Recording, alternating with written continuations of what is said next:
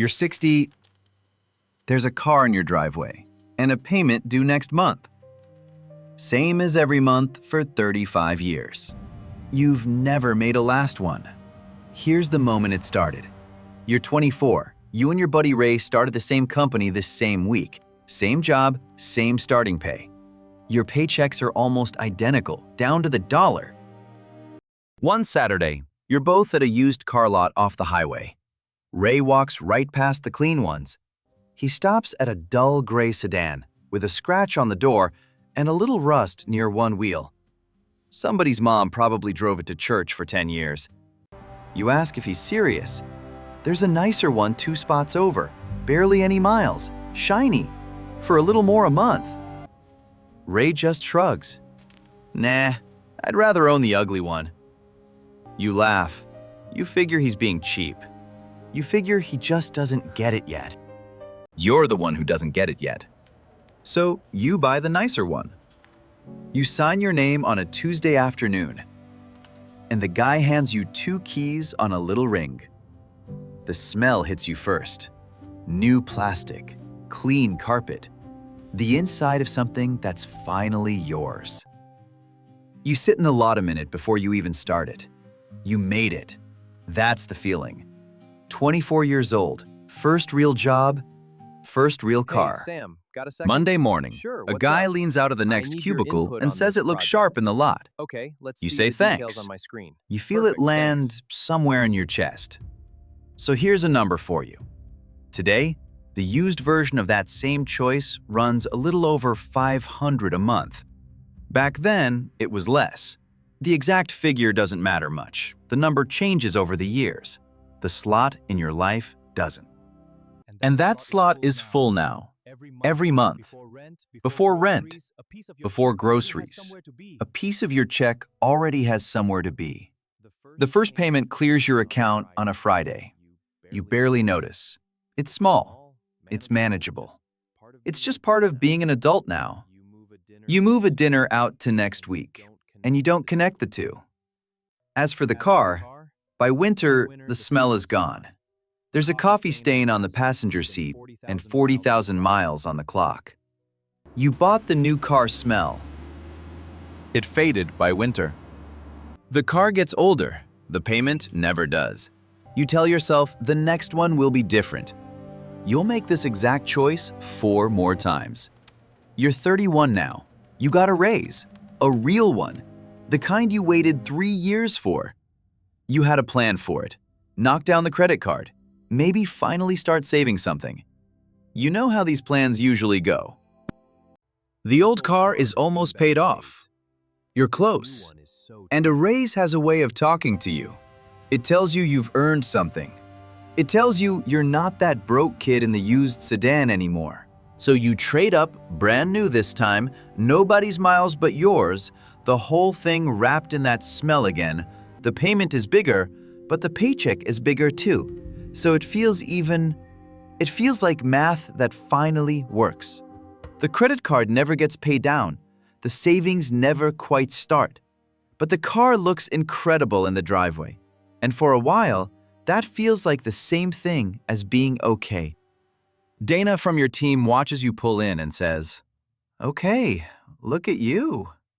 You wave her off, but you love that she noticed. Today, that new car payment averages almost $800 a month. $800!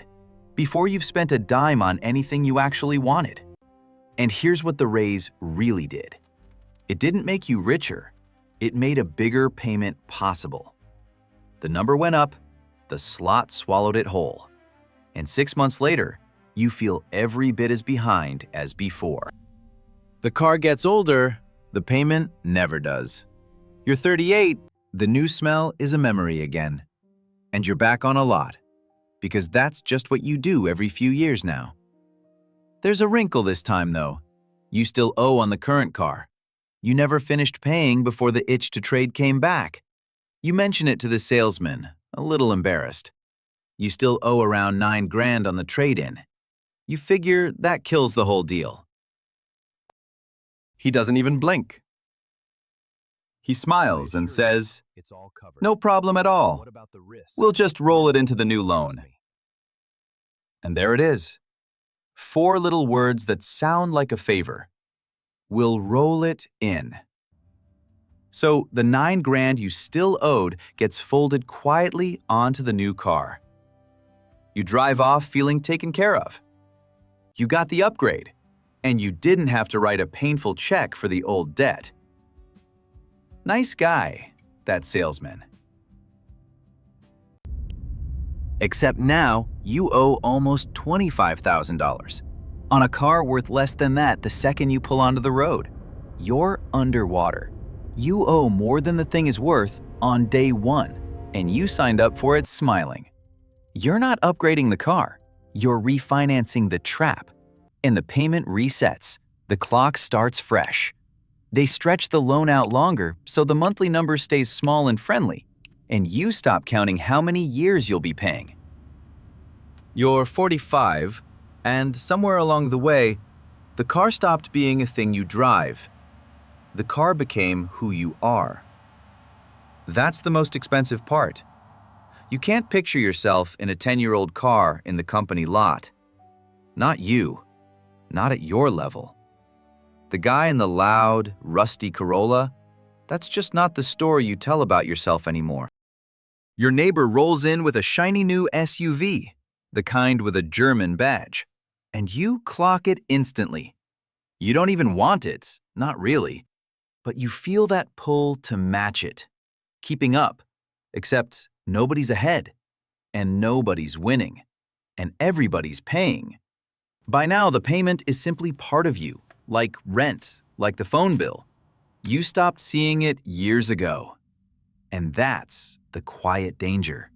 The money still leaves every single month. You've just stopped feeling it go. One evening, you're parked in your car in the office lot, engine off, scrolling a while before the long drive home. Across the lot, you catch a flash of someone familiar.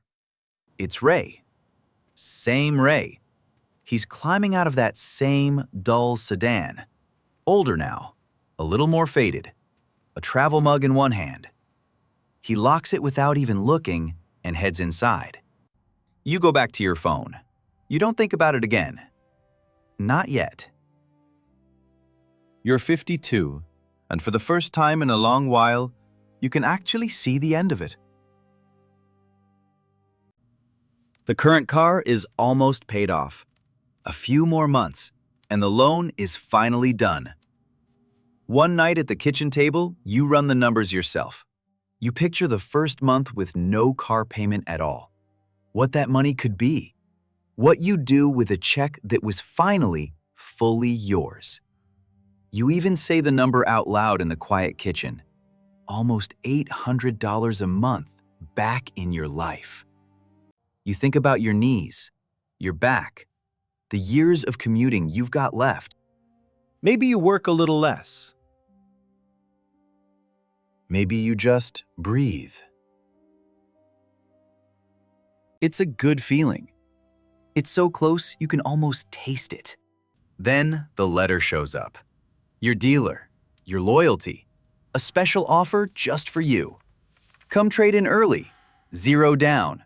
And the new models are sitting right there, smelling the way they always do. You go just to look. You always go just to look.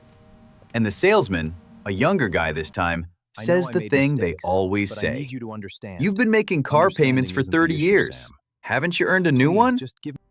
And that's the whole trap of it. You have earned a break, a nice thing, a little pride after all these years. So you sign, one more time, one signature, and the last payment moves 6 years away. You were almost out. You re-upped instead.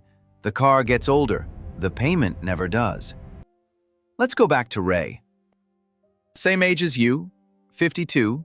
He drove that ugly gray sedan for years, past the point where it was cool, past the point where anyone was impressed. And when it finally gave out, he bought another plain, boring, used car in cash and drove that one too. Ray figured out something at 24 that took you 30 years to feel. The nicest car in the lot and the plainest car in the lot both get you to work. One of them just doesn't own a piece of you the whole way there. Ray never had a car payment slot in his life. That money, the almost $800 a month you've been mailing to a lender, stayed with him. This isn't a story about what Ray did with it instead. What matters is what he never owed. It just sat there, being an option. Ray's house isn't big. His vacations aren't loud. From the outside, his life looks a little boring, honestly. Nobody's ever pulled up next to Ray at a light and felt a flash of jealousy. And options quietly change a person. When Ray's boss turned into someone he couldn't stand, he could actually walk. His next month didn't belong to a lender the way yours does. He wasn't chained to a stack of things he had to keep paying for. You run into him one morning, both filling up at the same gas station. He's leaning against that same old car, coffee in a dented travel mug. He pats the roof and says, "Still starts." Ray drove the ugly one. He's the one who's free. Now, the driveway again. You're 60.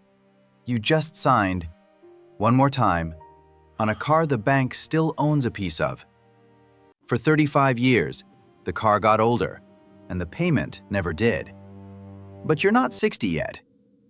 What you just watched is one version of you, the one who already spent it. Every month, every trade-in, every signature, all of it gone. But that's not you sitting there right now. Yours isn't spent. The next payment, the next signature, none of it has happened yet. Freedom was never the nicer car. It's the first month there's no payment at all, and that money is finally yours to point at something else. Because the payment was never really about the car. Every single month you owed it. Walking away from a job you hated wasn't an option. You weren't buying a car. You were buying one more month you couldn't stop. If this is your life too, you're not the problem. The whole thing is built to keep that slot in your life full. Subscribe, and we'll keep finding the way out of it together.